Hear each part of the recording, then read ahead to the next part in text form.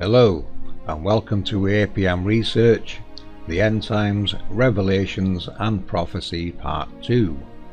In this video, Sandra will be taking you deeper into the Book of Miracles and revealing more interesting events from our recorded history. We will then break down and decode these events into cycles of the realm, technological events that are in our recorded history, events we are supposed to be aware of as our ancestors were. You will then see how we decode Noah and relate it to these technological events. This will help you gain a better understanding of the relationship between the angel technologies and all of the life forms in this realm.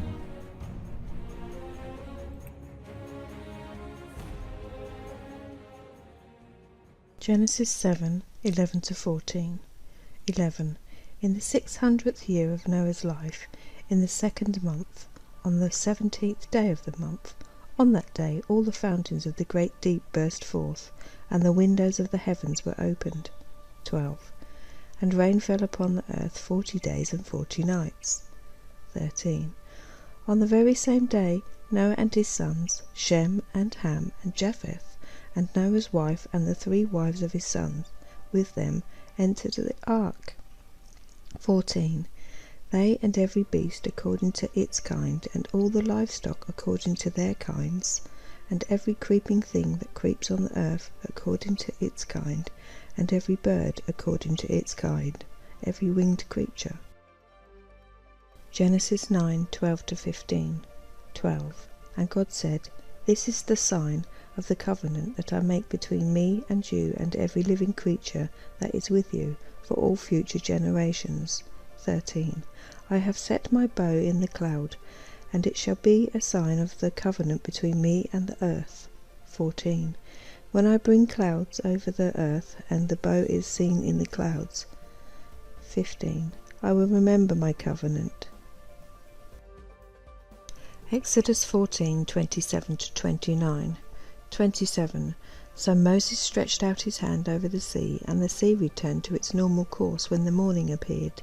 And as the Egyptians fled into it, the Lord threw the Egyptians into the midst of the sea. 28. The waters returned and covered the chariots and the horsemen. Of all the host of Pharaoh that had followed them into the sea, not one of them remained. 29. But the people of Israel walked on dry ground through the sea, the waters being a wall to them on their right hand and on their left. Exodus 16, 14-16. 14. And when the dew had gone up, there was on the face of the wilderness a fine flake-like thing, fine as frost on the ground. 15. When the people of Israel saw it, they said to one another, What is it? For they did not know what it was. And Moses said to them, It is the bread that the Lord has given you to eat. 16. This is what the Lord has commanded. Gather of it, each one of you, as much as he can eat. You shall each take an omer according to the number of the persons that each of you has in his tent. Numbers 16, 4-7. 4. When Moses heard it, he fell on his face. 5. And he said to Korah and all his company, In the morning the Lord will show who is his, and who is holy, and will bring him near to him. The one whom he chooses, he will bring near to him. 6. Do this, take censers, Korah and all his company. 7. Put fire in them, and put incense on them before the Lord tomorrow. And the man whom the Lord chooses shall be the Holy One. You have gone too far, sons of Levi. Kings 2, 11-12. 11. And as they still went on and talked, behold, chariots of fire and horses of fire separated the 2 of them, and Elijah went up by a whirlwind into heaven. 12. And Elisha saw it, and he cried, My father, the chariots of Israel.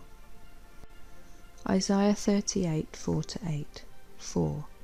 Then the word of the Lord came to Isaiah. 5. Go and say to Hezekiah, Thus says the Lord, the God of David your father, I have heard your prayer, I have seen your tears. Behold, I will add 15 years to your life. 6. I will deliver you and this city out of the hand of the king of Assyria, and will defend this city. 7. This shall be the sign to you from the Lord, that the Lord will do this thing that he has promised. 8. Behold, I will make the shadow cast by the declining sun on the dial of Ahaz turn back 10 steps. So the sun turned back on the dial the 10 steps by which it had been declined. Jeremiah 1, 11-14. 11. And the word of the Lord came to me, saying, Jeremiah, what do you see? And I said, I see an almond branch. 12. Then the Lord said to me, You have seen well, for I am watching over my word to perform it. 13. The word of the Lord came to me a second time, saying, What do you see? And I said, I see a boiling pot facing away from the north. 14. Then the Lord said to me, Out of the north disaster shall be let loose upon all inhabitants of the land. Daniel 7, 1-4. 1. In the first year of Belshazzar, king of Babylon, David saw a dream and visions of his head as he lay in his bed. Then he wrote down the dream and told the sum of the matter. 2. Daniel declared, I saw in my vision by night, and behold, the 4 winds of heaven were stirring up the great sea. 3. And 4 great beasts came up out of the sea, different from one another. 4. The first was like a lion and had eagle's wings. Then as I looked, its wings were plucked off, and it was lifted up from the ground and made to stand on 2 feet like a man, and the mind of a man was given to it. Ezekiel 1, 1-3. 1. In the 30th year, in the 4th month, on the 5th day of the month, as I was among the exiles by the Shebar Canal, the heavens were opened, and I saw visions of God. 2. On the 5th day of the month, it was the 5th year of the exile of King Jehoiachin. 3. The word of the Lord came to Ezekiel the priest, the son of Buzi, in the land of the Chaldeans, by the Shebar Canal, and the hand of the Lord was upon him there.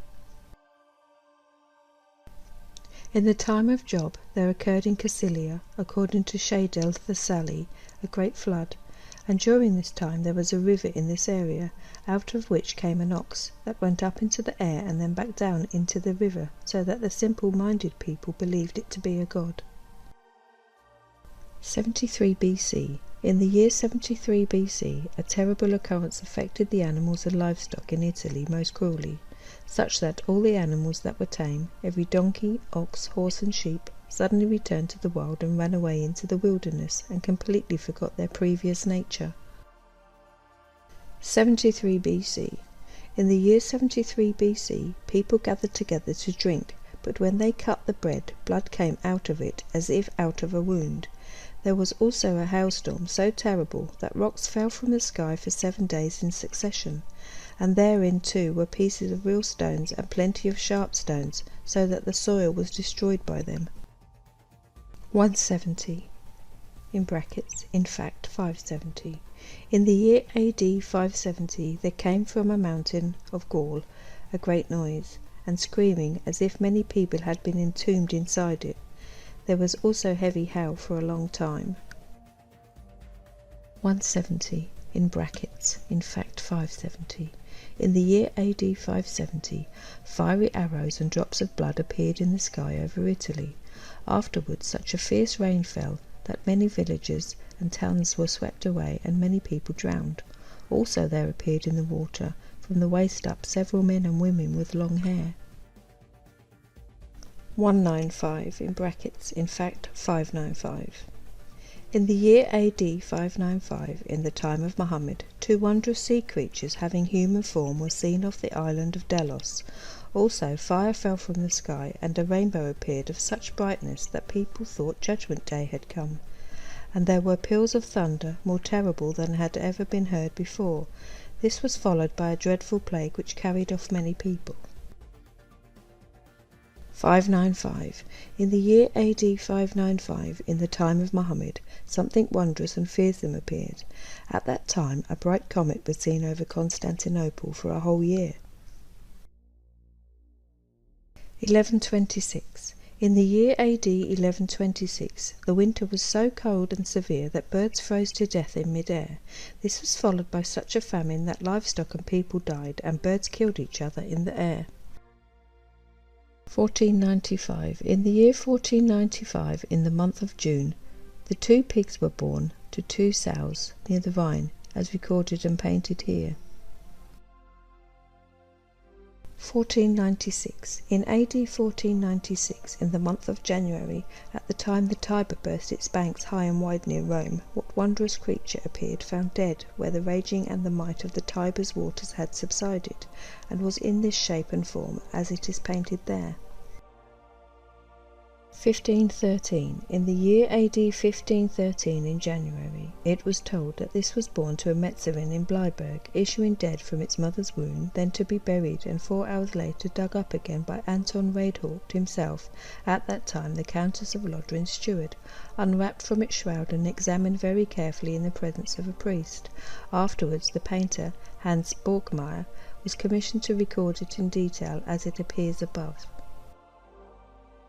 1516. In the country of the Romans, a mare gave birth to a hare instead of a young foal.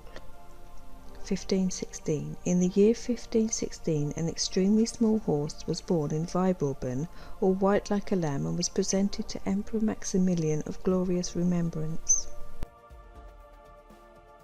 1529. In the year 1529, on the 14th day of the month of January, this calf was born in Langweid near Augsburg, but came out dead from the mother, and I, Hans Borkmeyer, painter, bought the skin for half a guilder from a parchment maker who had bought it for only 6 kreuzer. 1532. In the year 1532, a calf such as this was born in a village near Donauworth, just as it is painted and recorded here. 1531. In the year 1531, a wondrous creature, which was all grey and hairy, with the head of a bearded man, and 4 feet with sharp claws, was caught by the bishop's huntsman in the forest of Salzburg. It was taken to the court, but would neither eat nor drink, and suffered quite horribly. 1533. In the year 1533, in October, flying dragons were seen in Bohemia and the Vogtland, as well as in small areas of Ascha, as city in Czech Republic. A crest on their heads, a snout like a pig, and with 2 wings. This went on for several days, with over 400 of them, both big and small, flying together as painted here. 1533. 1533 years after the birth of Christ, on the Friday after St. Ursula, the 24th day, such wondrous dragons were seen in the air for nigh on 2 hours, around 10 o'clock at night, in several places near Hilpoltstein and at the Hoflein's house there. 1534. In the year 1534, one of the wonderful creatures which live in the open sea was caught and taken to Venice, and it looks just as it is painted here. 1543. In the year 1543, a 4-legged chick hatched out in Dillingen, and then suddenly died, but it was none the less carefully painted from life by the bishop's painter. 1543. In the year 1543, such a wonder fish was caught in the Danish sea, as is painted and recorded here, and it was brought back alive to the city of Copenhagen. 1547. In the year 1547, this lovely wheat grew in the county of Flanders, 3 miles from Ghent, in various shapes and forms, some pressed closely together, some with divided ears, as well as with 4, 8, 12, up to 15 ears on one stalk, just as is painted here. 1539. A wonderful miracle in the year 1539 concerning a young girl from Roth, in the diocese of Speyer, who refrained from taking any physical sustenance for 2 years and 12 weeks. At this time, too, such hairy grapes grew beside the nectar and the vine, as above. Margaretha Vibes von Roth, 13½ years old. 1550. 1550 years after the birth of Christ, such a pigeon was found in a village by the name of Rickatshofen, near Lindau, as is painted here, with 4 feet and 2 sets of hindquarters.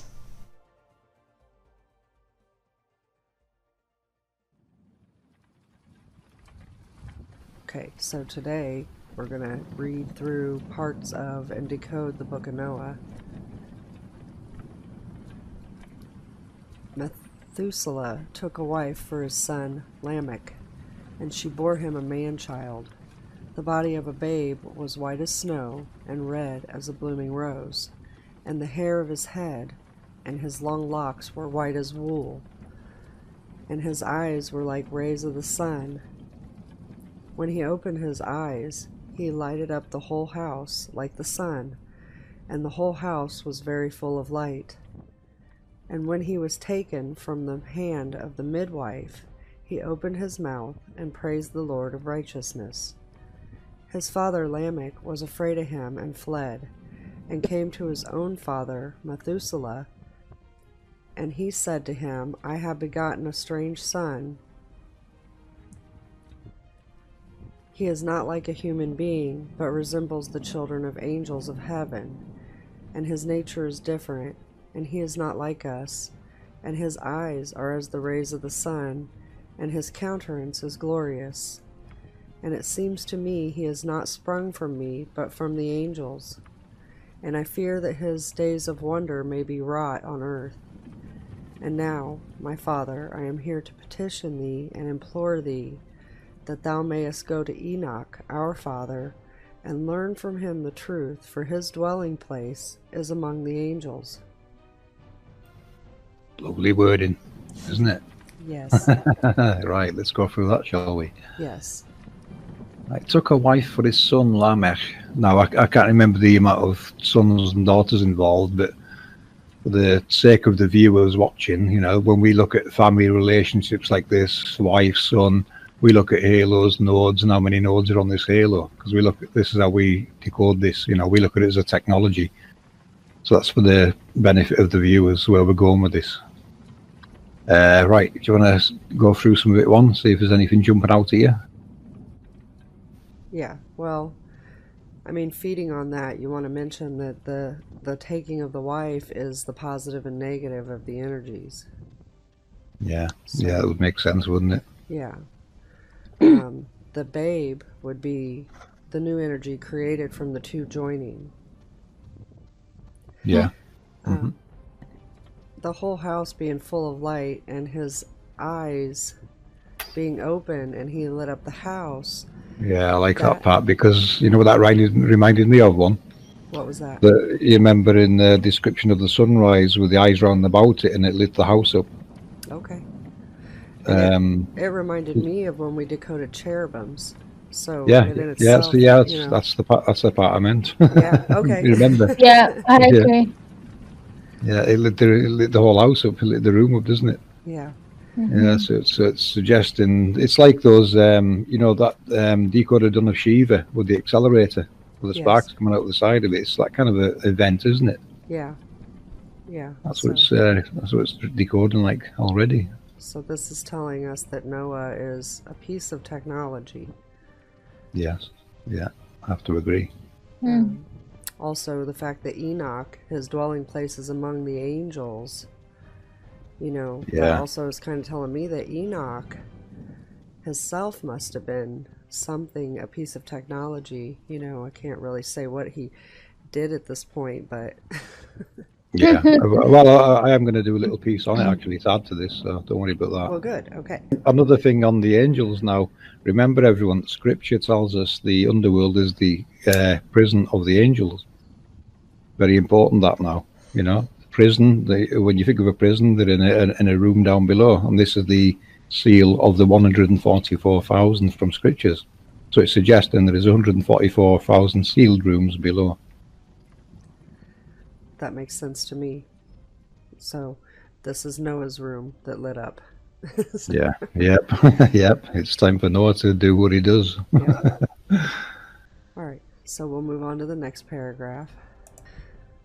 The Lord will do a new thing in the earth. There will come great destruction on earth and a deluge for 1 year.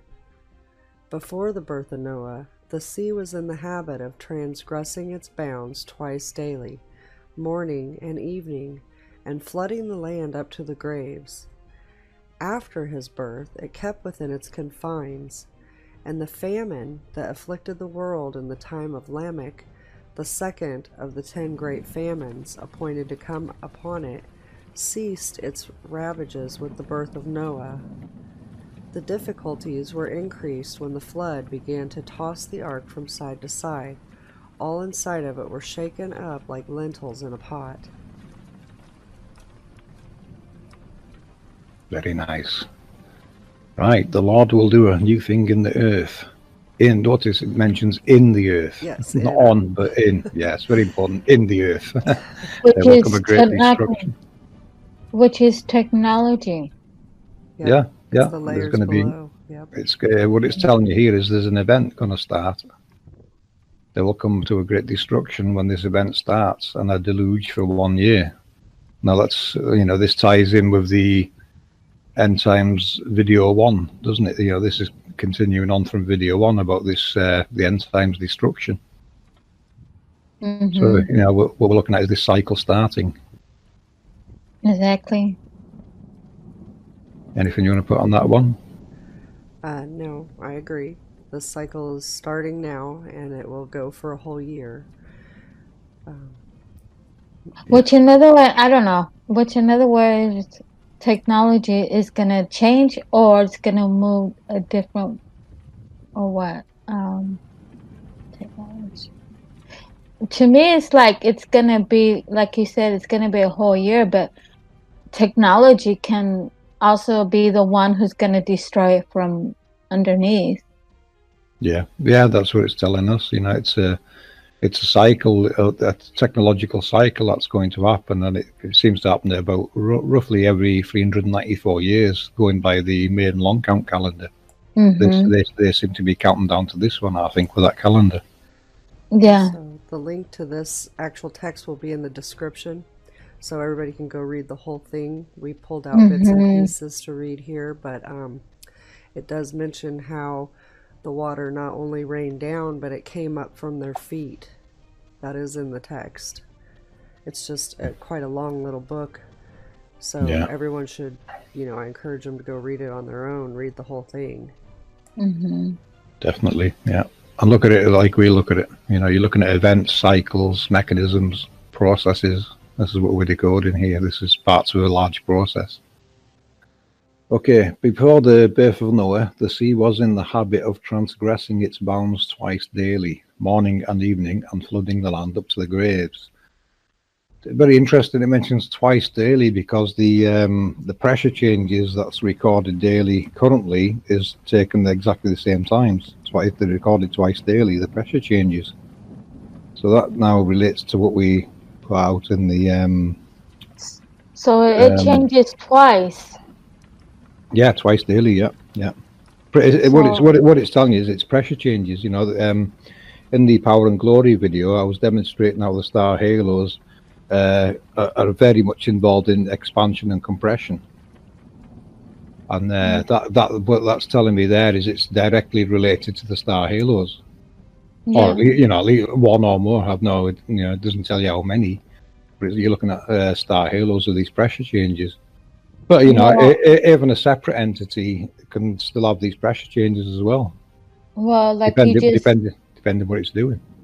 Like you just said, how many, what was it? How many something? But anyways, it's two, so it's two technology that are together, like pair, and one does one and the other one does the other one. All one's controlling both. Exactly. But one in the morning and one at night. But it can also be a different technology. The one we have now and the one's coming of a different way of technology, and it's going to be 1 and 2. I think. I don't know. I might be wrong. Also, reading into that, you've got to look at this as a modification to stop this process happening, because what it's in there, it said that it was in the habit of transgressing its bounds. So this technology was obviously designed to help stop these problems and the flooding. So this mechanism is a fail-safe mechanism, it seems to me. Or it seems to me now it's an addition to help a bigger process.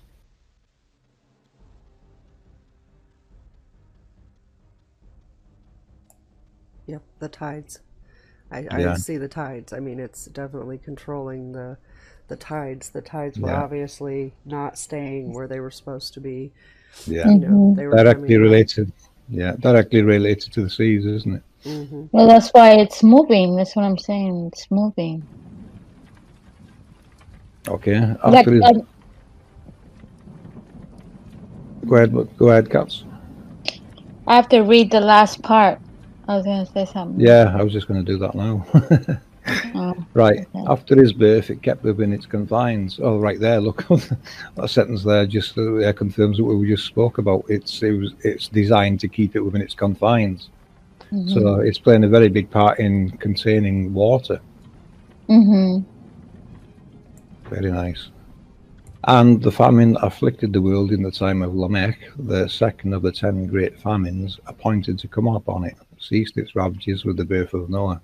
So yeah, look, perfect. Look at that. It's been designed to help stop a famine, because we know with Mhm. the pole shift event that we mentioned in part one, and the information coming from Professor Valentina Zarkova on the Maunder cycle, the Maunder minimum, that she's estimated for famines around 2028 to 2032, and this one here was designed to stop that. So it seems to be now a certain part of the world is not going to be affected as much as other parts. Exactly. Can you think like one part can do the first, and then it can take a little bit, and then the second part will move? Oh well, like the day and night, like you said.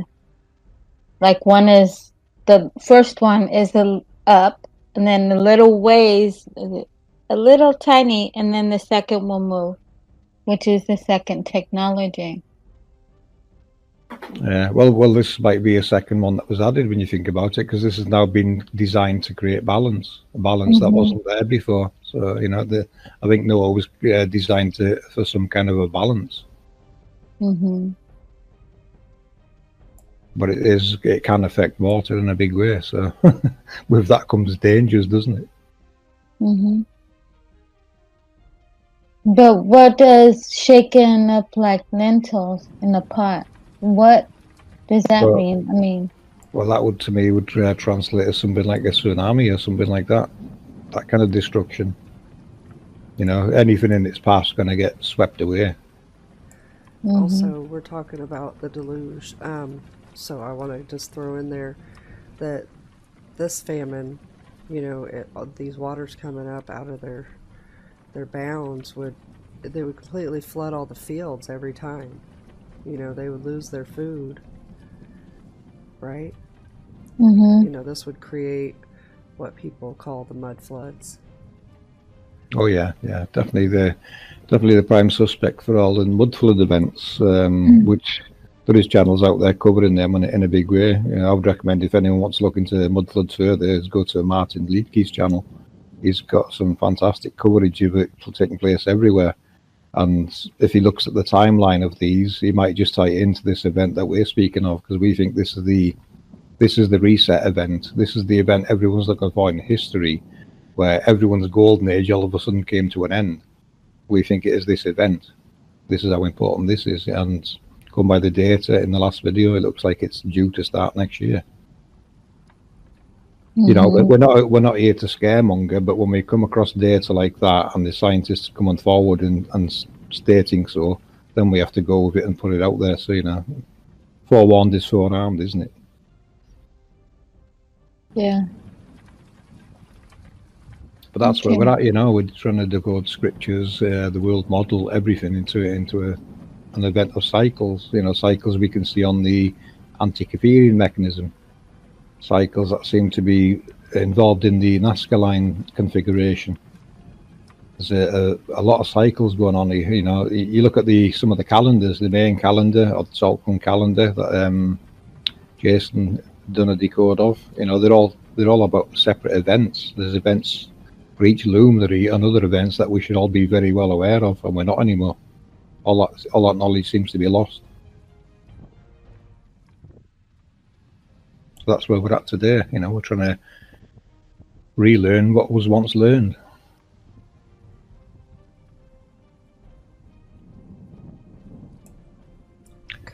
Yeah, yeah, that makes sense about the arc, then, doesn't it? Tossing the arc from side to side. Yeah, I mean, think of a ball of water sloshing around. That's what you're looking at.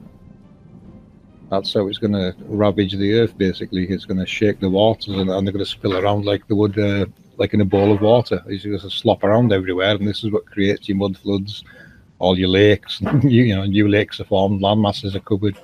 It's a constant, ongoing cycle.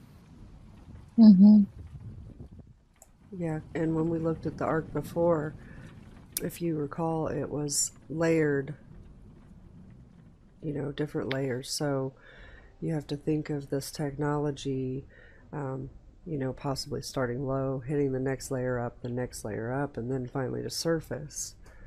You know, it would shake up everything that was inside of what they're calling the ark pretty bad. Yeah. That would be great destruction, you know, not just floods and tsunamis, but this would cause the earth to tremble and shake, you know, as it occurs. The flood was produced by a union of the male waters, which are above the firmament, and the female waters issuing from the earth. The upper waters rushed through the space left when God removed 2 stars out of the constellation Pleiades. Afterwards, to put a stop to the flood, God had to transfer 2 stars from the constellation of the Bear to the constellation of Pleiades. This is why the Bear runs after Pleiades. She wants her 2 children back, but they will be restored to her only in the future world. There were other changes among the celestial spheres during the time of the flood. All the time it lasted, the sun and moon shed no light, whence Noah was called by his name, the Resting One. For in his life the sun and the moon rested. The ark was illuminated by a precious stone, the light of which was more brilliant by night than by day, so enabling Noah to distinguish between the day and night.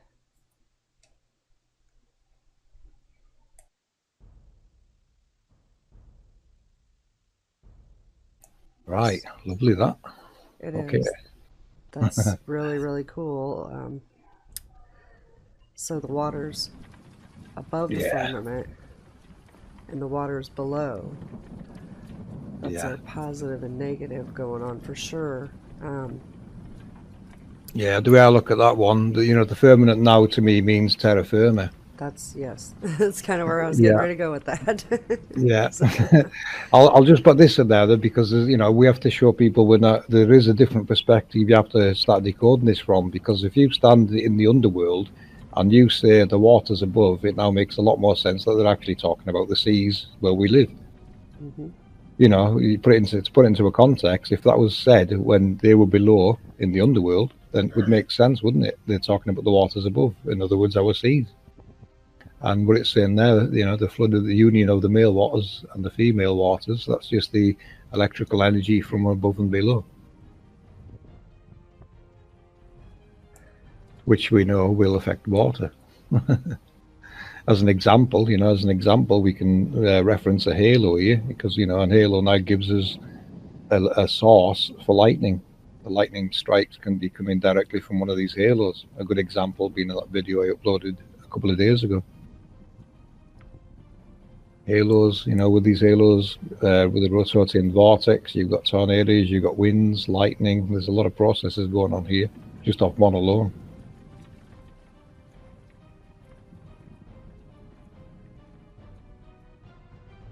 But yeah, getting back to this. That's okay. Now think about if there were 2 stars removed out of one of these halos, you know, that would completely throw off the electromagnetism going on. You know, it would break the cycle. It would cause chaos. Which will be unbalanced. And we have to remember always that what we're talking about above is below. It's as above, so below. So there is stuff going on in these layers underneath that we see above in our heavens. So the stuff removed was actually in the underworld, which is what's causing a lot of this flooding and, you know, shifting to go on. Yeah, and I'm sure that people that understand astrology would absolutely get the part of the bear chasing Pleiades. You know, I'm not huge into astrology or knowing, you know, about the constellation as much as other people in this group, but I'm sure the bear follows Pleiades, you know.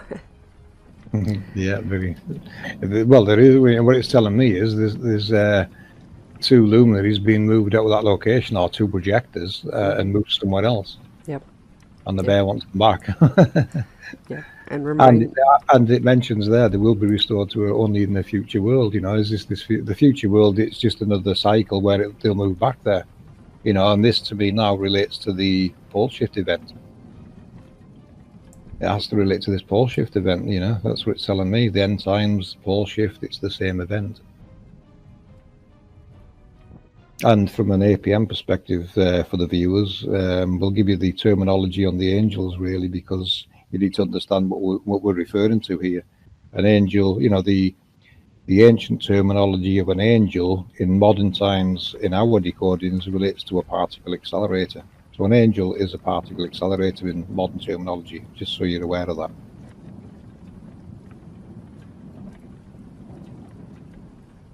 So you can see now how there's a relation as above, so below. The physical model in the underworld and the projection in the heavens, which we've showed plenty of in our videos and presentations. Visible, recordable, observable phenomena. Jumping back to this, there were other changes among the celestial spheres during the year of the flood. Yeah, I can imagine that. You know, this is what the Hoppy prophecy from video 1 was talking about, the luminaries moving around in the skies. Your red Kachina and your blue Kachina. It's the movement of luminaries, you know, the signs are in the heavens. It tells you this in scripture. It shows you now, you know, your scripture, it's basically a survival manual for this realm. It really is. It's the instruction and survival manual of the realm. If you can decode it correctly, it's all there. It just needs decoded back to its original context.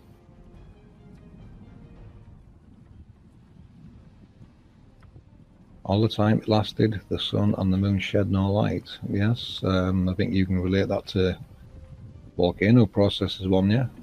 Okay, so I just wanted to mention that the Pleiades are known as the 7 sisters, and just thinking more on it, if we're the future world already, was, you know, did it used to be 9 stars in that set, or 5? You know, wondering if we got them back already. Yeah, good question. You know, that's we need help from people that read the stars here, don't we? You know, that know the things have moved from one place to another and when they're due back.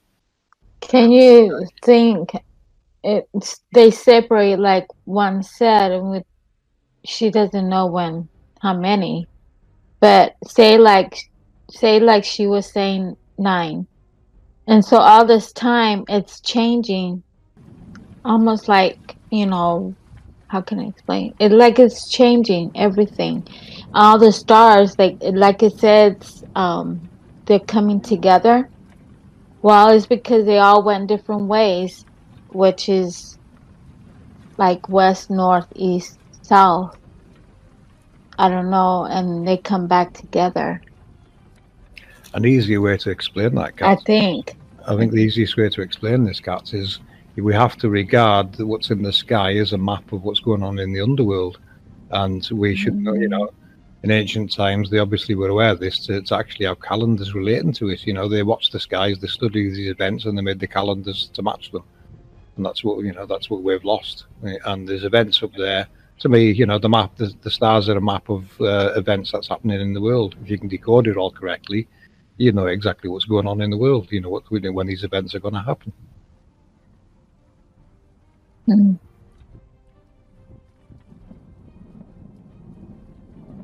And it shows, you know, that shows in the main calendar. If they're counting down to these destructive cycles, it tells you a long time ago they were planning for destruction and famines.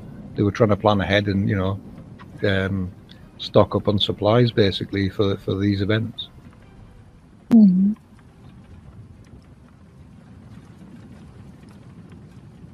Mm.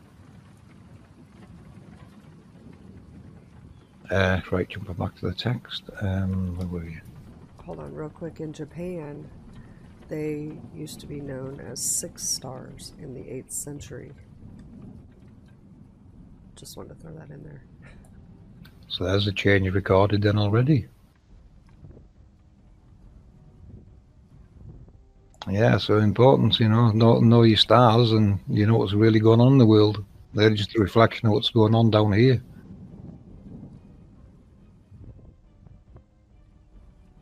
Anyway, let's get back to this text. There were other changes. We've done that bit, haven't we? Oh, the moon shed no light one. Do you want to elaborate on that more? Why it would shed no more light? The sun and the moon? Yeah, the sun and moon wouldn't shed light because of volcanic eruptions during that time. You know, we don't have nearly as large problems with volcanoes these days, which I'm gonna do a bit on that anyway. But with very large eruptions, the sun and moon can be blocked out for up to 2 to 3 years at a time with very large, eruptions. As I said, we don't have those massive eruptions like that now, but Mount St. Helens, for instance, blocked out the sun for 2 entire weeks when it erupted in 1980. Which, that would happen. These flows would cause major destruction. This energy would obviously need an expulsion point. You know, all this stuff happening, as we've mentioned in the past several times, requires a waste dump system. Yeah, and we've covered that well in a few videos now, haven't we? You know. Yes, and we'll keep going over it until people understand.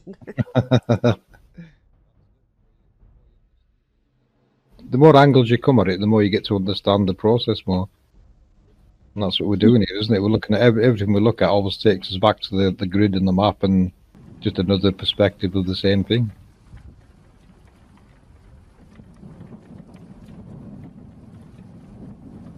Anyway, let's move on. Which part are we on here? Noah called by his name the resting one, because the sun and moon didn't shine. Oh yeah. When Noah was called by his name, the resting one. So he's resting, the resting one, there's a good word, we're all ready for it. It's waiting for its moment. It's waiting for the cycle to start. Timed event, isn't it? It's telling you right there in that sentence. The resting one's just resting, waiting for its moment to come and do what it's supposed to do. But in his life, the sun and the moon resting. Yeah, they're going to rest when he does his work, basically, because you're not going to see much of them. The ark was illuminated by a precious stone, the light of which was more brilliant by night than by day, so enabling Noah to distinguish between day and night. Yeah, it could be relating to a daily or a nightly cycle, that couldn't it?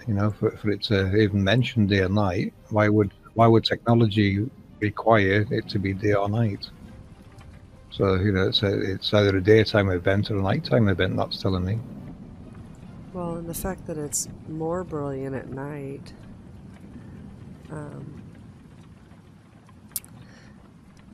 it made me think of the whole Venus thing.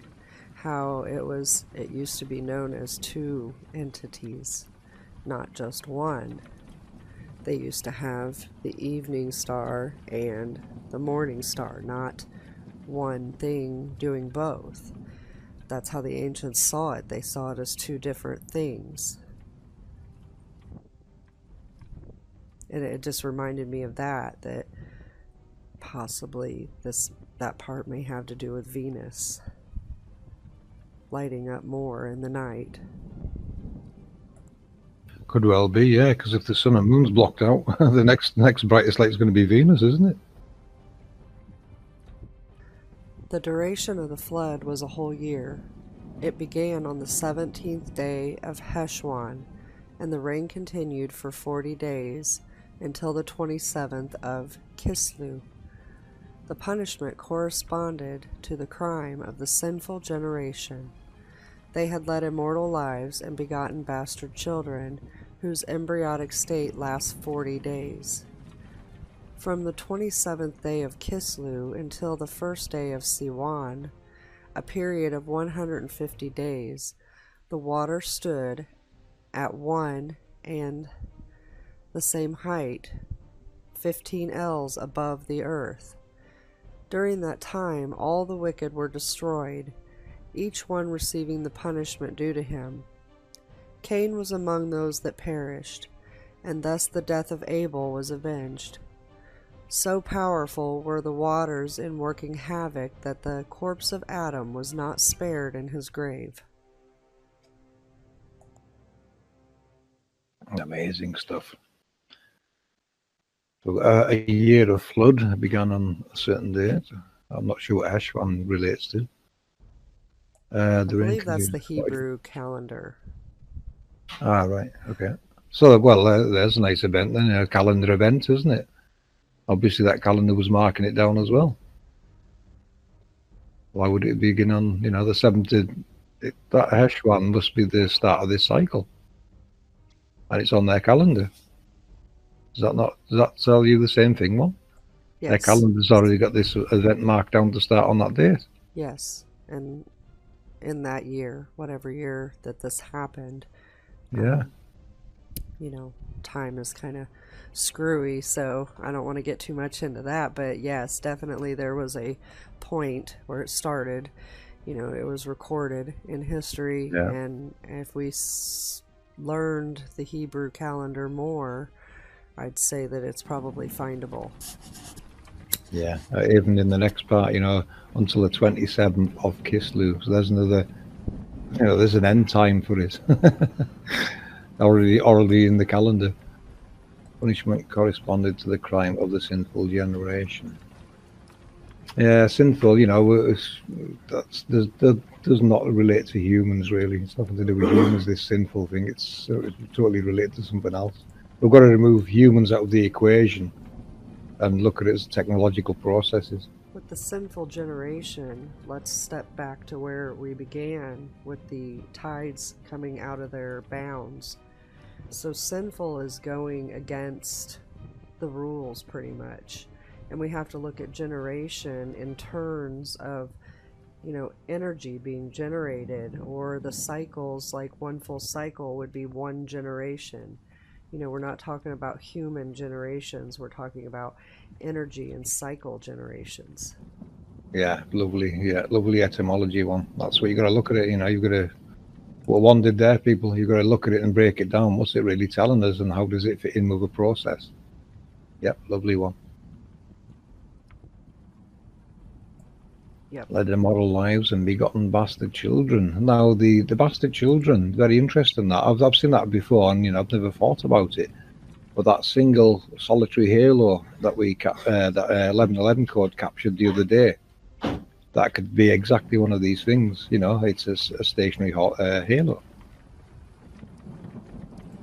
That would fit in with that sentence, wouldn't it? It would.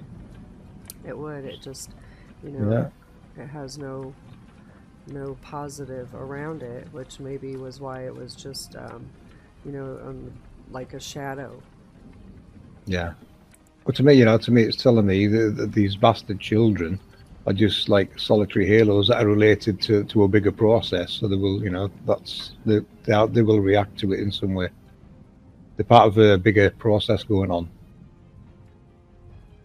So it tells me Noah, or events related to Noah, is going to activate other technological processes, and these would be what they would call the bastard children. Ones that are under them, related to them, but not from them. In other words, it's totally separate entities again.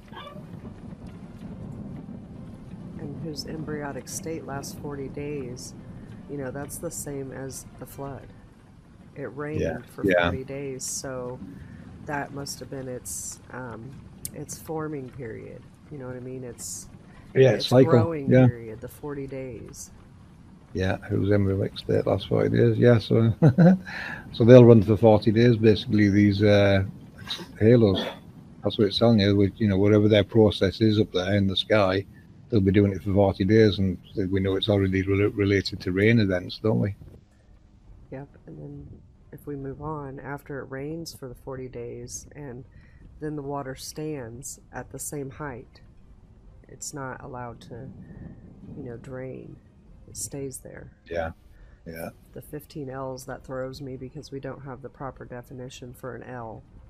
But that's got to be pretty high to cover the whole Earth. 15 L's has to be huge. It does, yeah. Yeah, we're not talking anything in human terms, are we? It's another measurement we weren't sure of yet, but it's a lot larger than we would use.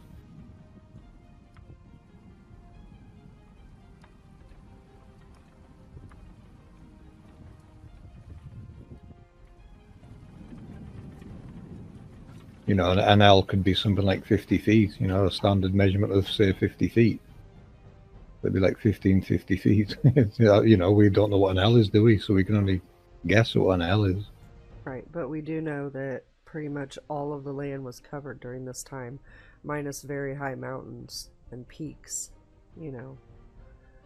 If even that. I mean, the story tells us that, you know, eventually they saw peaks of land. We could decide each one receiving the punishment due to him. Cain was among those that perished, and thus the death of Abel was avenged. So powerful were the waters in working havoc that the corpse of Adam was not spared in his grave. Corpse of Adam, you know, Adam and Eve, we're going back to that again, which to us is the magnetic north and south in the case of a world model. So even rocked the north, it seems, and there is a clip I'm going to mention about the north that'll come up in this video shortly after this clip. On the first day of Siwan, the waters began to abate, 1/4 of an L a day, and at the end of 60 days, on the 10th day of Ab, the summits of the mountains showed themselves. But many days before, on the 10th day of Tammuz, Noah had sent forth a raven, and a week later the dove. On the first of her 3 sallies, repeated at intervals of a week, it took from the 1st of Ab until the 1st day of Tishri for the waters to subside wholly from the face of the earth. Even then the soil was so merry that the dwellers in the ark had to remain within until the 27th day of Heshwan, completing a full sun year consisting of 12 moons and 11 days. Very nice, very nice. We're back to that C1 again. You know, the calendar event again, isn't it? Began a bit, 1/4 of an L a day. I wonder what an L is. I mean, 60 days, and we only start seeing the summits of the mountains after 60 days. That sounds pretty deep to me, doesn't it? It does. It's huge. We're told it's a cubit, which would be from your finger to your elbow. That's not accurate. Not at all. Well, 15 of those would do nothing. Yeah. I know, you know, we're looking at humans, we're factoring humans back in, aren't we? And we can't. So it's relating to that length relating to the length of something else. You know, a possible giant Titan kind of length measurement. Or what if it's the length going up to the different layers of, like, the star halos where they ride in the sky? Yeah, who knows? we don't know the altitude of those, really, do we? No. But they do ascend and descend. So, not the star halos, but I mean the major luminaries, they're ascending and descending. But, yeah, these ones, different process going on.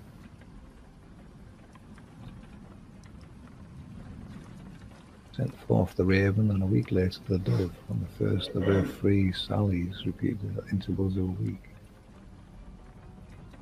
Right, yeah, it's very slow. But I mean, even in today's, you know, we're looking at the levels are still lowering from the previous one, aren't they? You know, they still haven't receded to the original points. Absolutely. And we'll get more into that also in this video. Yeah. But you can see here the soil was so miry, you know, that they still had to remain in the ark, so they probably would have sunk in the mud. You know, this is your mud floods. Yeah. Oh yeah, it's mud flood. That is the cause of the mud floods, 100%. You know, the mud flood is the effect. This is the cause. What was I going to say there now? Even then, the soil was the dwellers in the ark. Now, the ark you can now consider could possibly be the underworld. You know, people has gone below ground, or you know, where else would the ark be? It's not a boat on top of this. No. It's, you know, it's got to be, you know, safe havens below or somewhere, hasn't it? You know, completing a full sun year. Yeah, so you know they've got to wait it out, and then it all starts all over again. So you know, your mud flood fans start, you know, relate that to this event. This is what's causing these mud floods, and you've seen on a few channels now mud flood coverage. If not, go watch them, and you can see how, you know, mankind's recovered from these events and carried on building where the previous ones had left off. That's what you're looking at. You know, they just build on top of old sites and carrying on with life, basically start again, isn't it? Yep, and digging up ones that didn't get built over. They're still digging them up. There's still stuff under the ocean that hasn't even began to surface yet. We see proof of that all over. That's where today's archaeology is, isn't it? You know, it's looking at what's been buried previously.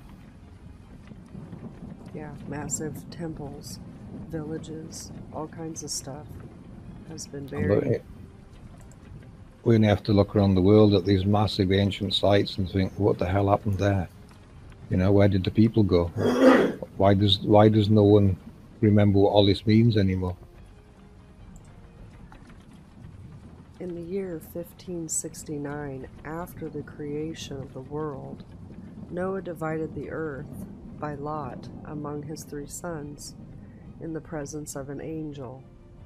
Each one stretched forth his hand and took a slip from the bosom of Noah.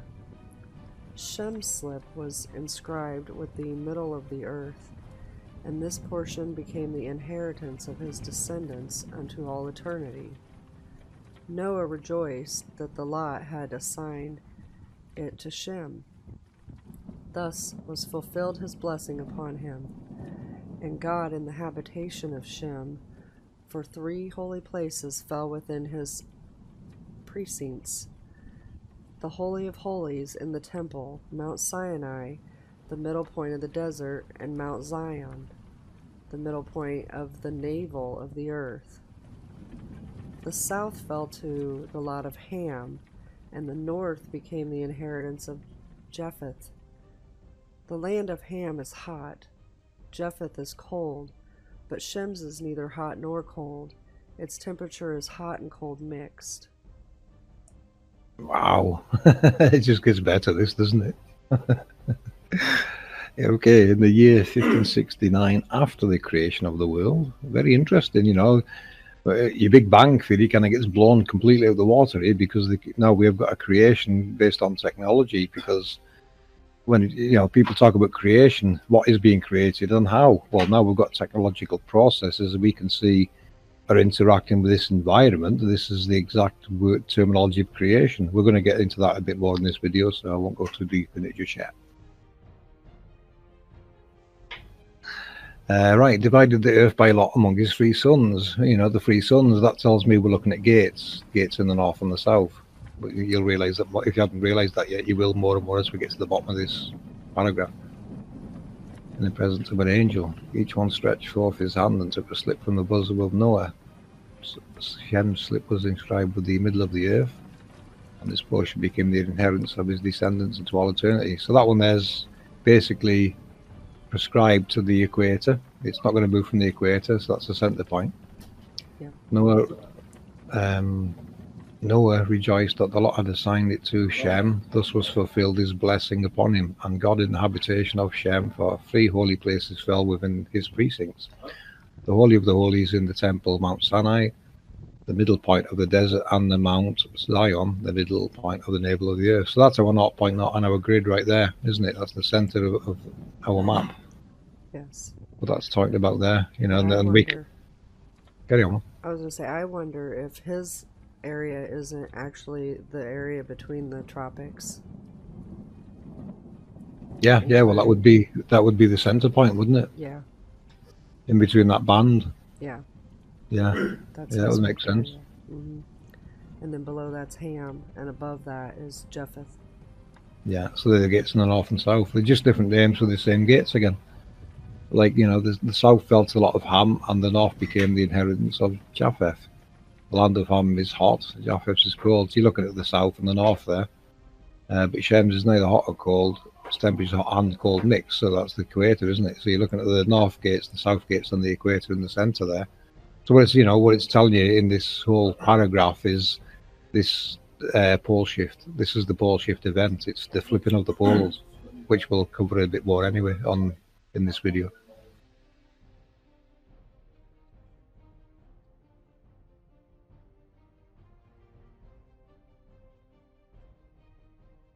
Yep, I agree. And that is all we have to talk about on the Book of Noah. But the link will be in the description. I really encourage, again, I'm going to say go read the whole book because it's very, very interesting.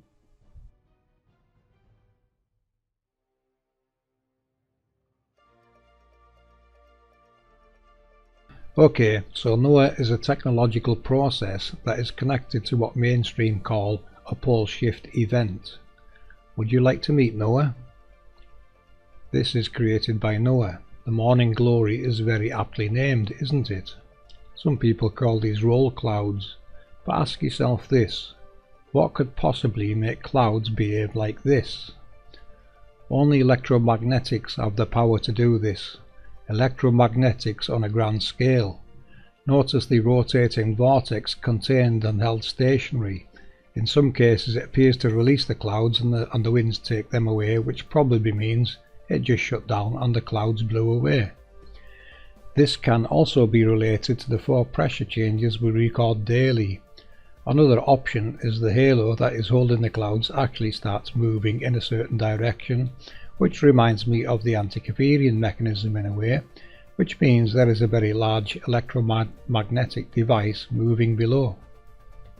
On the subject of gravity and pull, there is no such force as a pulling force, but there is an obvious pushing effect from these halos that can affect oceans and seas. You would only need to increase the power into the halo to increase the pressure.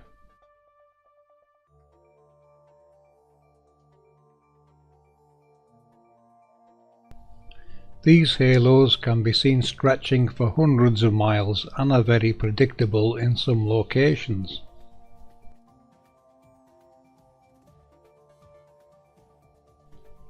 Isn't this truly amazing, people? Look at that.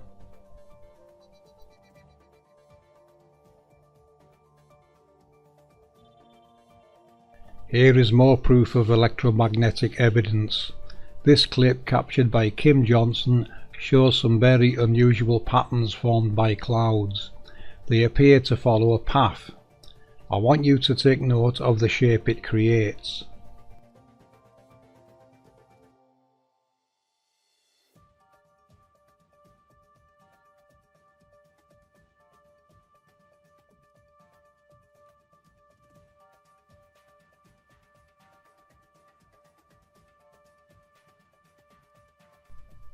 That path can be seen here in this electromagnetic data recorded by Ceres.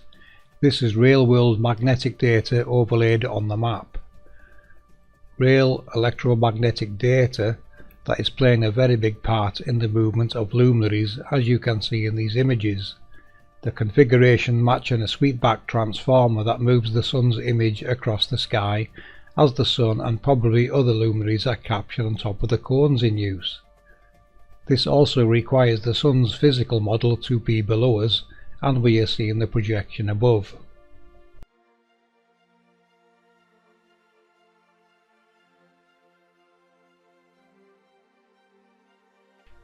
Take a good look, people, and memorize these shapes, as you will notice them in the heavens.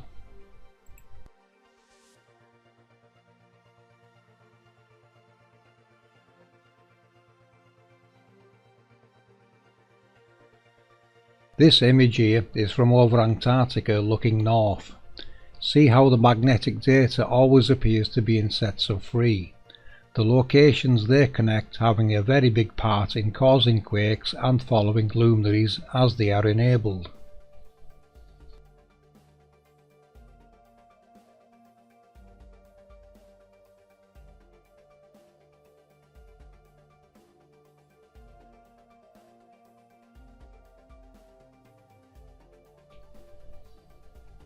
Here is more proof captured by Super Dave 44. Again, clouds following an invisible path. Take note of the shapes. You will notice these more and more, and now we have an answer for them.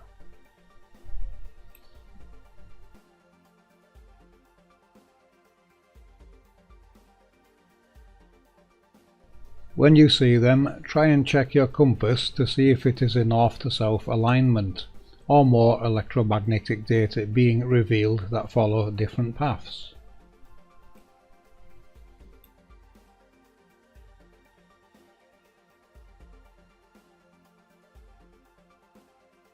Going back to the pressure changes, for you people recording long distance flat earth proofs, consider this compression and why you sometimes see different views from the same location. Some scenes looking more compressed and some looking much clearer, and thus allowing you to see further distances. We now have a cause for this compression and expansion.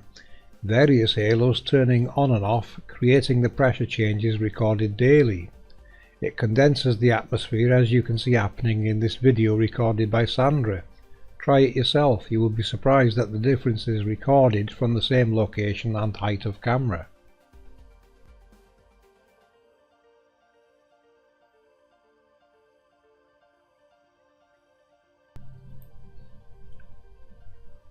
Okay, so on with identifying Noah. We believe the central halo is Noah. You may remember back in 2017 I was looking into the oceans receding in South America. Here is how they tie in.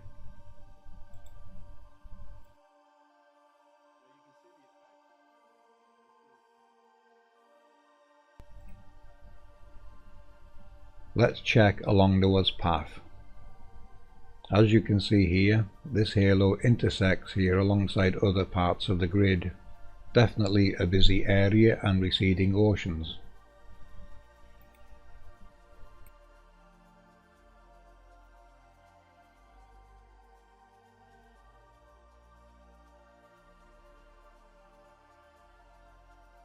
Again, this halo is close to the landmass, and here we have the same ocean receding event in Ecuador.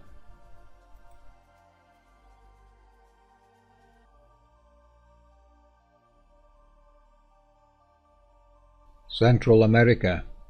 All this area was affected and will continue to be so, as this halo goes right through this area. The events are not just contained to the halo's path, the lines from the grid are also electromagnetically pulsed, it seems. You can see where one of the primary 8 are in the Gulf of Mexico. They create a spiraling vortex, which is what is responsible for tornadoes and such. Florida. The location I placed the spider from the Nazca lines overlay, probably meaning dangerous waters due to the amount of the grid and halo intersections below this area.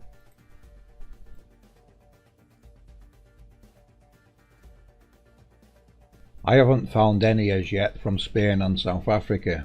That doesn't mean it doesn't exist. Perhaps this side of the halo gets the reverse effect, rising waters. So, I looked into the next larger halo and other events. Badger, California, Rushikonda Beach, India, both having the same receding ocean events. And Northern Australia, especially the Gulf of Carpentaria, famous for its amazing display of morning glory, an obvious sign there is much halo electromagnetic activity going on below here.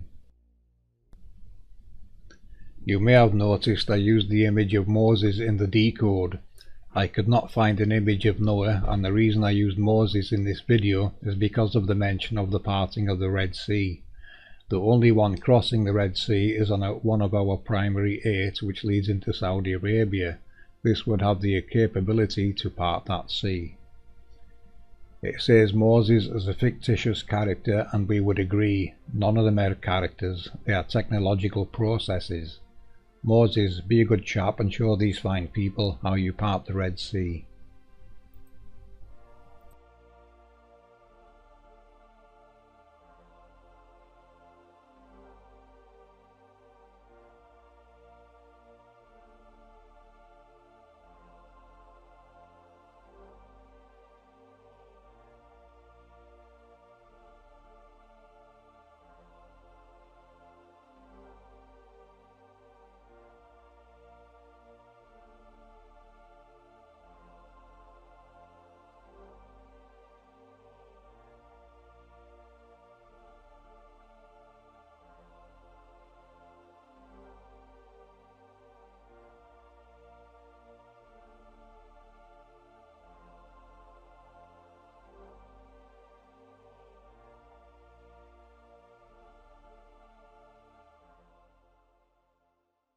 Okay, so let's take a look at this ancient map shown here and what the land used to look like.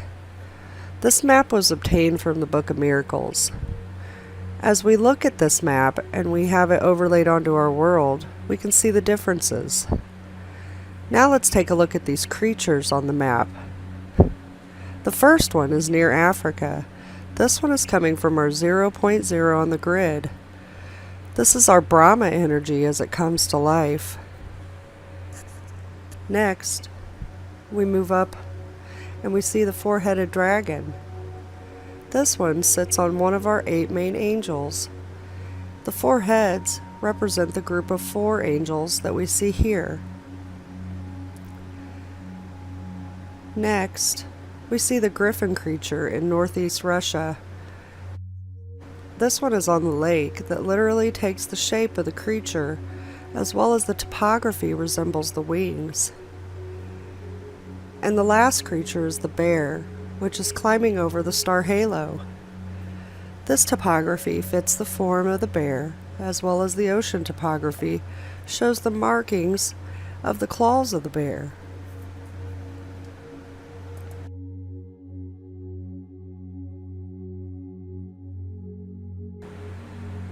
Now, let's look at the angels. The angel to the north is on an unknown location at this time. It is in northern Europe and does sit on a 5-point directional change that the magnetics will follow. The angel to the east follows the tropic line, which is a steady flow of quakes that occur along this line. It is giving us our east to west energy to generate some major magnetic push. The angel to the south is representing the angel directly below it. We can see in the topography of the ocean, the push of the energy has used and created direct paths leading up to India.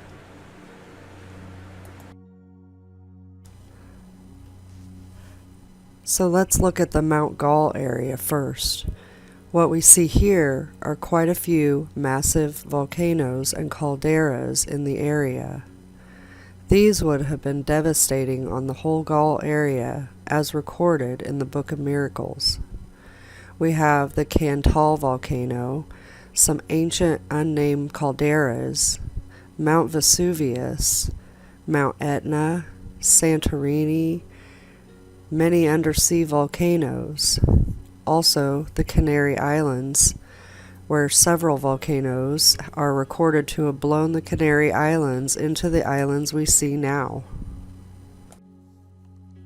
In the Gazelle Peninsula, East New Britain, in Papua New Guinea, there are twin peaks called Vulcan and Terverver.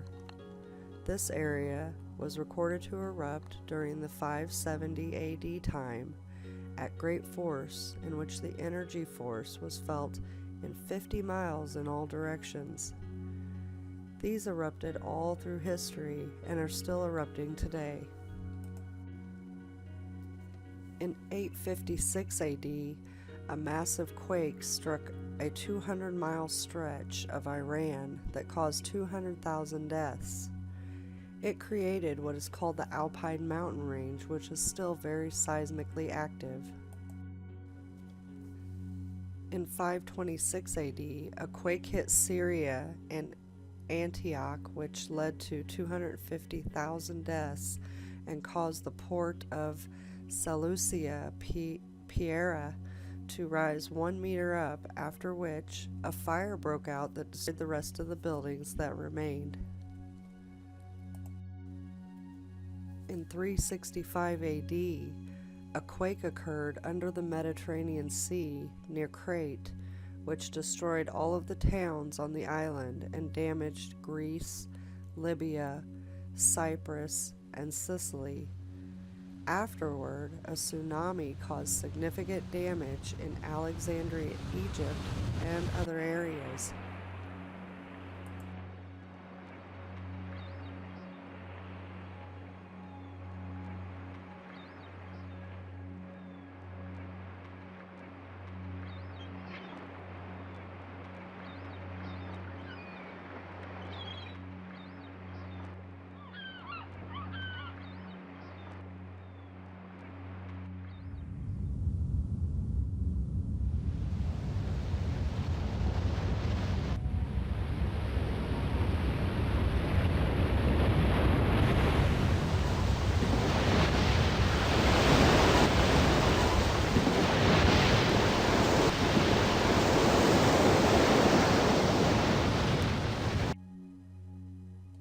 In 79 AD, the great Mount Vesuvius erupted, destroying Pompeii and Herculaneum.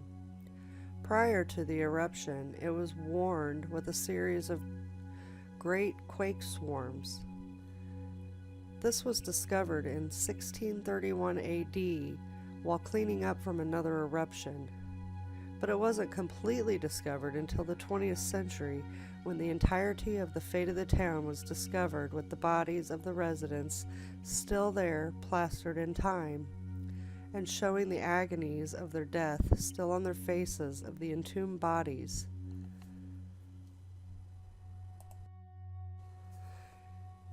In 1645 BC, Santorini erupted, which wiped out the island, leaving behind the bits we see today. There were no known victims of this disaster, so unlike the other disasters of the area, the people must have heeded the warnings of the quakes preceding the eruption. There were buildings and large untransportable items found, though, to show that people did inhabit the area. In 373 BC, Helike was submerged into the Gulf of Corinth. The ruins of the city could be seen beneath the water for hundreds of years after the disaster. In the past century, the search for Helike began, and other towns have since been discovered along with it. So, as we can see, our history is rich with disasters that shape the world we see today. Now, let's get into some of the science behind the disasters. A VEI is the Volcanic Explosion Index. There were great explosions with a VEI force 6 eruption. A magnitude registered at this capacity will have effects that will cause tsunamis 150 feet tall, and ships 50 miles away will be blasted by the hurricane force winds. This is like setting off atomic bombs from the inside out, to give a comparison. The winds are the energy force. 50 miles is a massive area to feel the force in all directions. With earthquakes, we average a tremble of about 2 to 4s on the Richter scale. When we do get into the 5s, these are the ones that we start to feel. These do occur regularly through the realm. How it works is kind of like a build-up. The cycle runs through on the smaller scale and builds as the energy comes back through. These 5s then lead to 6s. But when we hit the 6 range, typically there's a reset, and we go back to the smaller ones to begin the cycle again. It is not as common to feel the large quakes on a regular basis as in the past. Each number on the Richter scale is 10 times more powerful than the previous number. And to compare to the volcanoes we are speaking about, a typical volcanic eruption, not the monsters we speak about from the past, are comparable to a size 5 earthquake.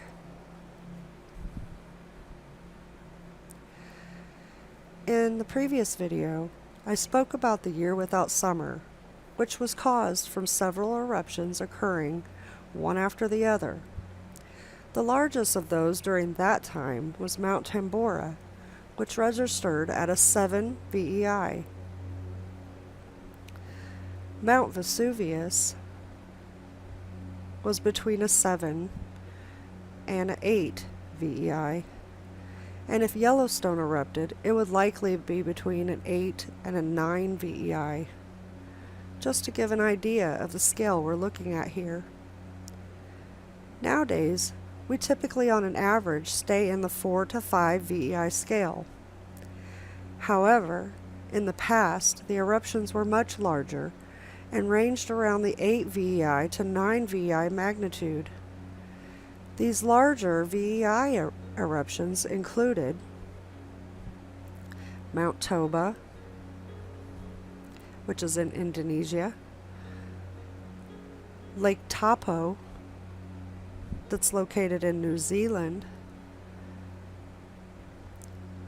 Wawa Springs, that's located in Utah.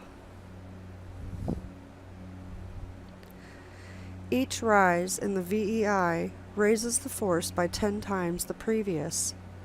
It is scaled not only on the power of the blast, but how high it goes and how much tephra is ejected.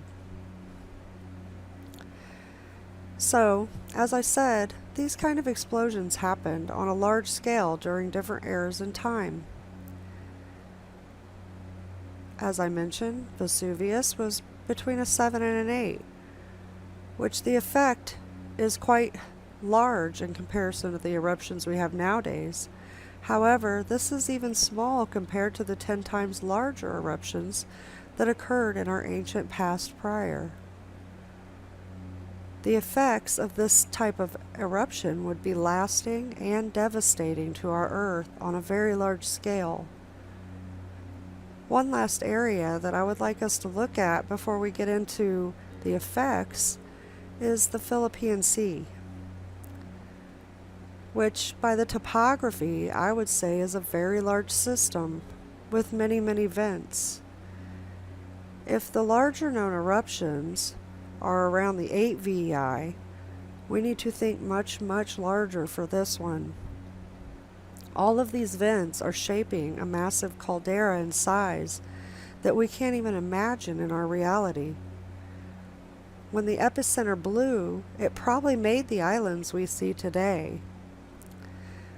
Think back to the map we saw. There was land there at one time. Along this entire line of islands in the sea, it's littered with hot springs still today, to show this is still an active and very hot venting area. These vents do release constantly. So, now that we've talked about sizes and scales, let's talk effects. Volcanic ash can travel across the realm and affect the other side of the world. The larger explosions we are talking about would reach the upper atmosphere and cause a darkening of the sun and acid rain. One of the most deadly effects of a volcano is the ash coming from the eruption, which carries poisonous gases that are harmful to humans, plants, and animals alike. A multitude of dangerous particles and gases, such as aerosols, are carried in volcanic ash. Some of these include carbon dioxide, Carbon emissions can contribute to serious climate changes, which can affect humans and animals.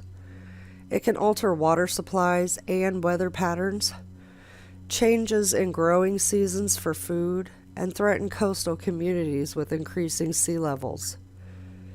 Exposure to high levels of carbon dioxide can cause incapacitation and unconsciousness, headaches, vertigo, and double vision.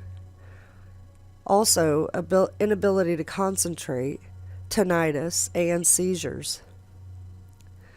Breathing too much can be life-threatening. Long-term effects of exposure may cause change in bone, calcium, and changes to the body's metabolism. Another is the sulfates, known as sulfur dioxide. It affects human health when it's breathed in. It irritates the nose, throat, and airways, causing coughing, wheezing, shortness of breath, or a tight feeling around the chest. The effects of sulfur dioxide are felt very quickly, and most people would feel the worst symptoms in 10 to 15 minutes after breathing it in.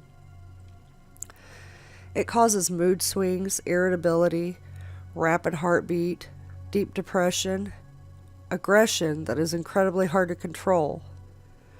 Most humans will be running on a negative due to this toxic chemical. Another is hydrochloric acid, also known as hydrogen chloride. People may be exposed to the ill effects by either breathing it in or allowing it to come in contact with their skin.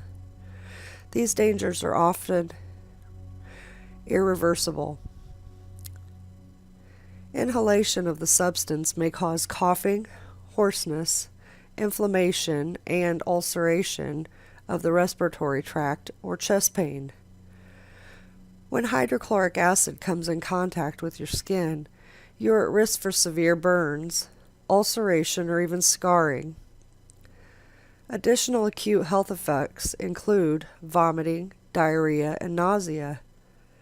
Tests in rats exposed to the substance did show an increase in fetal mortality and altered reproductive cycles and caused birth defects.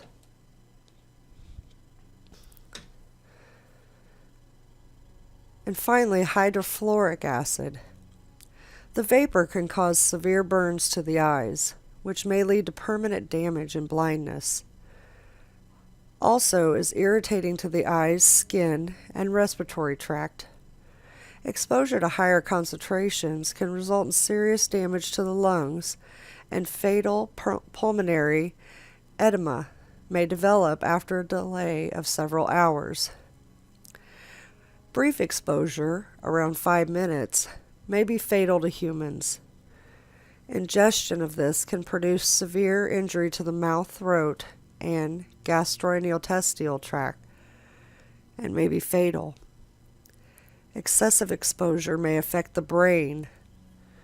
On the environment, it acts as a greenhouse gas, influencing great climate change. Larger eruptions of ash can travel hundreds of thousands of kilometers downwind from the source, but can affect the climate in places on the other side of the world. Ash is carried into the atmosphere and spreads far from the epicenter and can block out the sun's rays, resulting in a cooler Earth. The ash can also return to the Earth's surface by means of precipitation.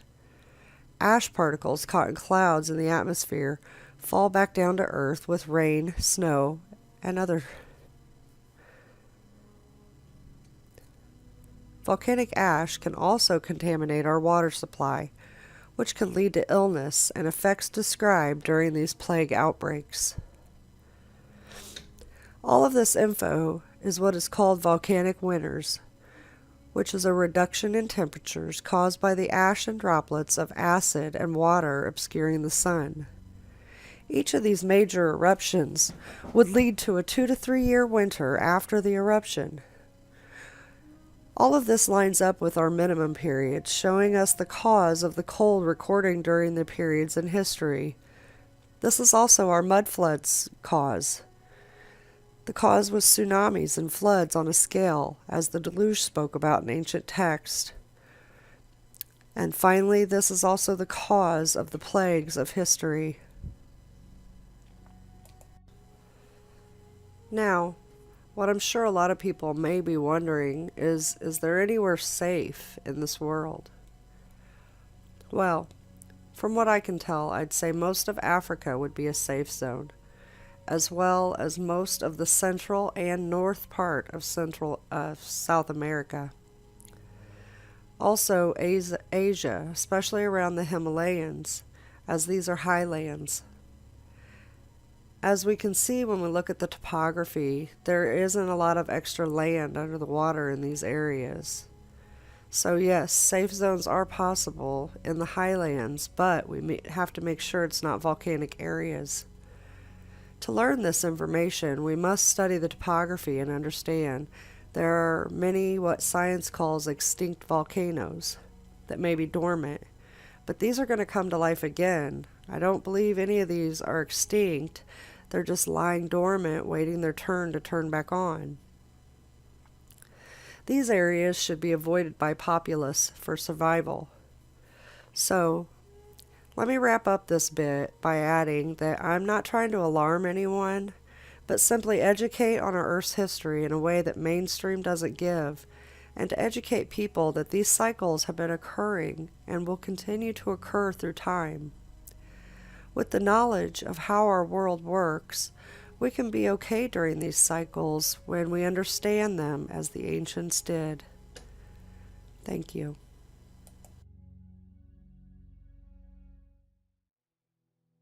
Some disastrous earthly events linked to comets. Comets are among the most interesting celestial objects out there. Some are visible to the naked eye, and with their predictable orbits, we should always see them, provided we know where and when to look. However, ancient civilizations did not have such knowledge. Comets were mysterious objects that were often considered good or bad omens, mostly bad. Halley's Comet is one of the most famous comets out there. It returns at roughly 75-year intervals, and there are historical accounts of its sightings. However, ancient civilizations did not realize they were looking at the same comet until Edmund Halley concluded that the comet spotted in 1531, 1607 and 1682 were actually the same. He predicted it would return again in 1758. The comet returned in 1758, but Halley was dead by then. The comet was named after him anyway.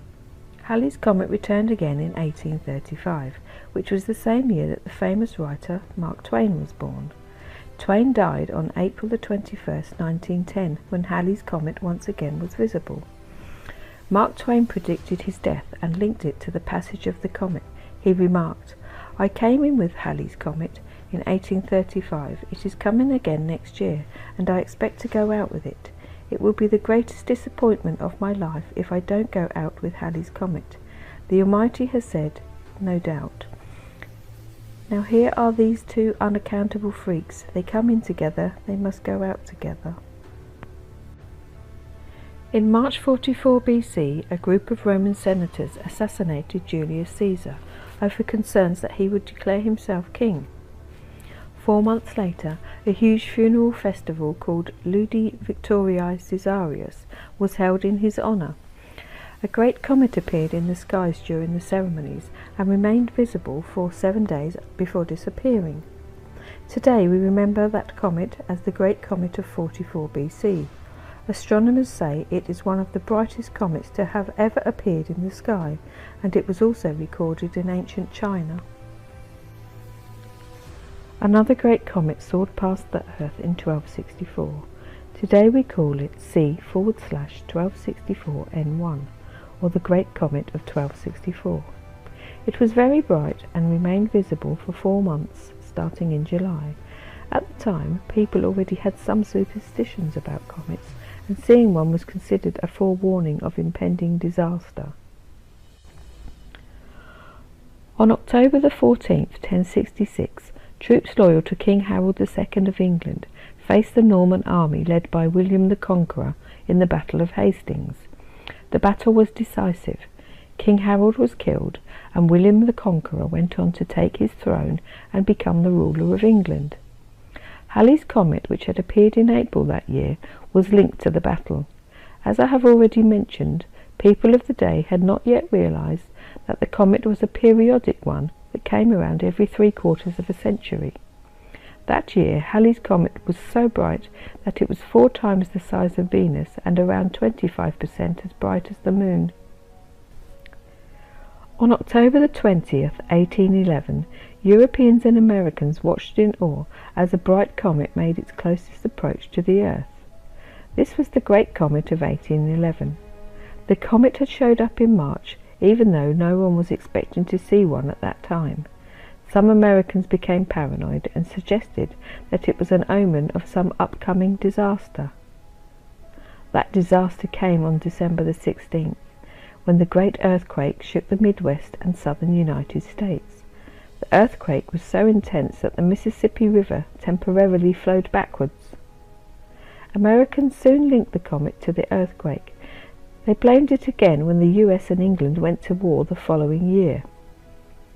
The comet did favour other parts of Europe, though. Grape planters had a very good harvest, which was ascribed to the passage of the comet. They even called the wines made from the grapes harvested that year comet wine. A bright comet passed the Earth in 1680. Predictably, it's now called the Great Comet of 1680.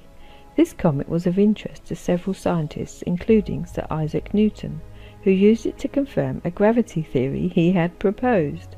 In addition, Edmund Halley used it to determine the orbit of 24 comets. Mathematician William Whiston later studied the Great Comet of 1680 and concluded that it had made earlier flybys thousands of years beforehand. He said the comet strayed so close to the Earth during one of the flybys that water from its tail fell to the surface. Whiston added that the gravitational force of the passing comet also forced water out of the Earth's crust. Whiston concluded that the massive rainfall from the comet's tail and the huge amounts of water that reached the Earth's surface from below caused the massive floods mentioned in the Bible, the same one that Noah built an ark to escape. In AD 536, the Earth suddenly got cold. Scholars of the day wrote that the sun was small and obscured, as if there was an eclipse. The sun could not provide enough heat, causing temperatures to drop. It got so cold that the ground was covered in frost in the middle of summer. Crops failed, causing famine, mass migration, disease, and plague. This continued for a decade until the Earth got warmer again. The Justinian plague of 541 to 542 was one of the most disastrous events of the period. It decimated a good chunk of the population of the Byzantine Empire. Astronomers do not know what caused the Earth to cool. They suspect the sudden eruption of a massive volcano in El Salvador. The Inca Empire was the largest empire to spring up in pre-Columbian America. It had millions of people and covered a vast area until the Spanish came along and overthrew the emperor. Huayna Capac was the Incan emperor at the time the Spanish first arrived. He knew they were going to overthrow the empire based on several signs he had seen before their arrival. One was a large green comet that flew across the sky. The other was his home, which was destroyed by lightning. There was also a prophecy that the Incas would be defeated by some strangers who looked different from any other people they had ever seen. The Spaniards did not attack at the time Huayna Capac was emperor, however. They left and returned after Huayna Capac had fallen to smallpox, which was nevertheless carried there by the Spanish. The Great Chicago Fire of 1871 remains one of the greatest mysteries of the 19th century. The fire lasted from October the 8th to October the 10th, 1871, destroying 1/3 of the homes in Chicago, while Mrs. O'Leary and her cow were blamed for starting the fire, even though there was no evidence to prove they were guilty. Other speculations have been raised, including one that involves a comet. In 1883, Ignatius Donnelly claimed the gas from the tail of a passing comet fell to Earth and caused the spark that started the fire. Donnelly's claims were corroborated by Mel Waskin, who blamed a comet for starting the fire in his 1985 book Mrs. O'Leary's Comet. Donnelly, Waskin and everyone else who have blamed a comet for starting the fire based their theories on claims by some people who said they saw fire fall from the skies at the time the Great Chicago Fire started. These theories may actually be plausible, considering that Chicago was not the only place that burned that October. Similar fire outbreaks occurred along Lake Michigan and in Peshtigo, Wisconsin, the same day the Chicago fire started. The Peshtigo fire was actually the deadliest wildfire in U.S. history, despite being overshadowed by the Chicago fire. As you can see, looking through these images from our recorded history, there are very noticeable DNA changes which tie into the cycle change which is called the pole shift. If you have been following our research, you will realize just how much the angel technologies play a very big part in every aspect of our lives, and not just ours, but every living species in this realm. The Fibonacci spiral, it is caused by the angel technologies. Their rotating vortex, the halos we see in our skies that are attached to luminaries. Many of these in the underworld playing their part. Some dormant, awaiting their signal, their turn to activate and change worldly events. Events our ancestors were very aware of. It is in scriptures, glyphs, prophecies, calendars, even history, as our research keeps showing. Our ancestors all knew very well how this realm works and tried to leave us warnings of these cycle changes. The beings depicted in these paintings were from various times in our history, times when a change of cycle caused genetic change, thus showing how this technology can manipulate life itself. The Hopi prophecies tell of these genetic changes. How would you hide such an event from the public? Well, that's easy, isn't it? You promote it. We see this happening everywhere now, various agendas being promoted that are outside of normal society's thinking. You all know what I'm talking about, so I don't think I need to go into detail on all the trans agendas. Do I think it is to hide the genetic changes a pole shift will cause that will leave mainstream with awkward questions? Yes, of course. We have various species of beings in these images that contain other species parts. We have people with genitalia from the opposite sex. There is a horse giving birth to a rabbit. There are animals behaving outside of their known behaviour. Perhaps now you understand the various sets of four faces mentioned in scriptures. Birds, humans, bulls, lions, and various other combinations. These are a sign that these technologies somehow play a part in the genetic makeup of various beings, and during a pole shift this may be interrupted, causing the effects we see in these images. Life forms that used to exist will return, and even new ones may be created. Do you see how this technology plays a part in this, people? This really is the Genesis machine. True miracles decoded from technological processes, life forms being able to create life itself. The creator of this technology truly has done amazing work, technology that not only projects and moves luminaries, but plays a very big part in nature itself. So who is the creator of all this technology? I don't know, but I would like to, wouldn't you? Going back to the first video, if you remember Walter Russell's winding and unwinding of the cosmic clock springs, the cycle is going to reverse its direction. This is now going into the cosmic unwinding. The luminaries will rotate the opposite way the Hopi prophecy tells us. This is the same event. Now when you think of unwinding, think of the rings on a tree changing. More growth.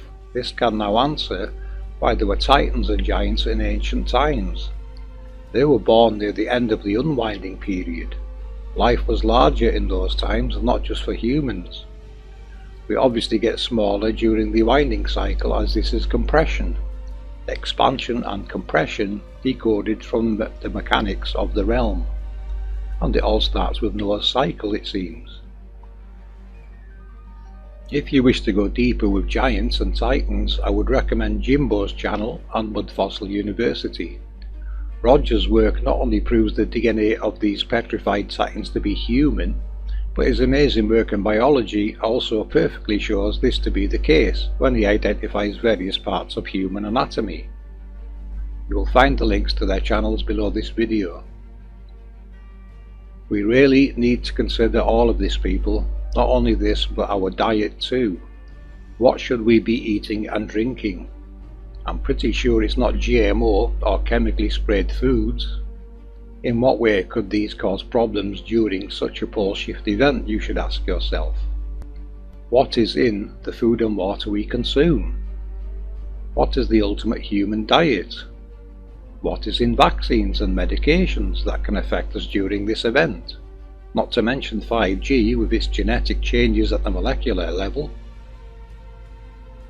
Think really hard on this one, people. We are not here to fearmonger, merely to inform on how this realm really works and how it interacts with all of the life forms therein. Our ancestors knew and understood this very well, and for very good reasons. All these golden ages come and go every 400 years and will continue to do so forever. This is for you to know.